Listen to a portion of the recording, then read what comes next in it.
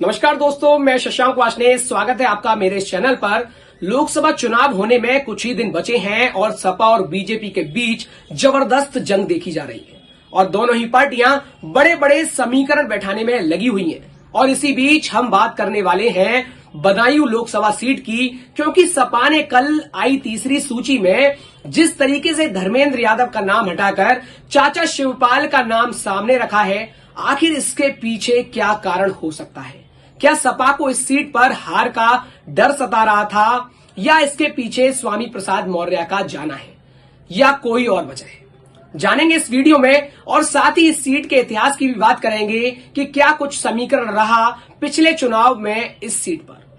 अब बड़ा सवाल यह खड़ा होता है कि पिछले चुनावों में बदायूं सीट को जिस तरीके से बीजेपी ने अपने पाले में कर लिया था, क्या सपा इस चुनाव में वापस ले पाने की स्थिति में है भी, या कुछ और है?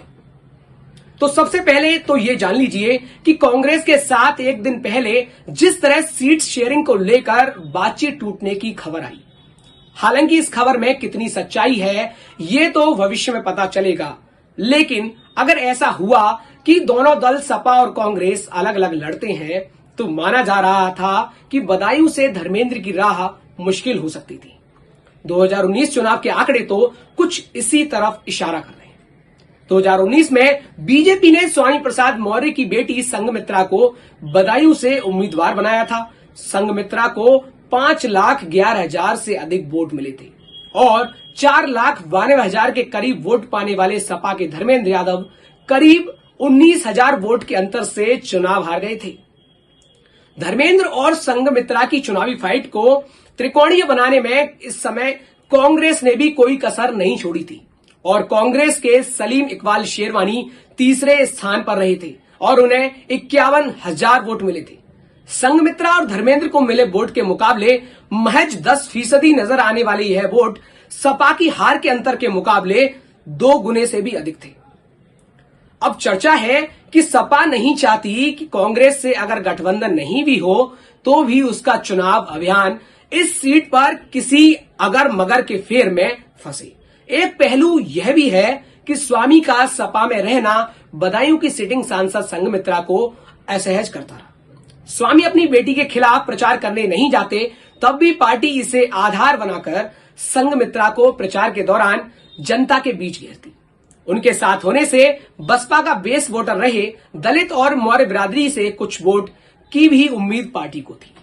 लेकिन अब तस्वीर बदल गई है और पहले जयंत चौधरी ने पश्चिमी यूपी में सपा को झटका दिया और अब स्वामी प्रसाद मौर्य भी जा चुके हैं। ऐसे में सपा अलर्ट मोड में दिखाई दे रही है और कहा जाता है कि शिवपाल यादव की राजनीति में पकड़ काफी अच्छी मानी जाती है और पार्टी और कार्यकर्ताओं के बीच वह मजबूत पकड़ रखते हैं और हर जाति और वर्ग के बीच उनका अपना आधार है। लेकिन इन सबके बावजूद चाचा शिवपाल यादव बदायूं सीट को वापस पाने में सफल हो पाते हैं या नहीं, ये तो वक्त ही तय करेगा। वहीं दूसरी तरफ अब धर्मेंद्र यादव कहां से चुनाव लड़ेंगे, तो फिलहाल स्थिति कुछ साफ दिखाई नहीं दे रही है।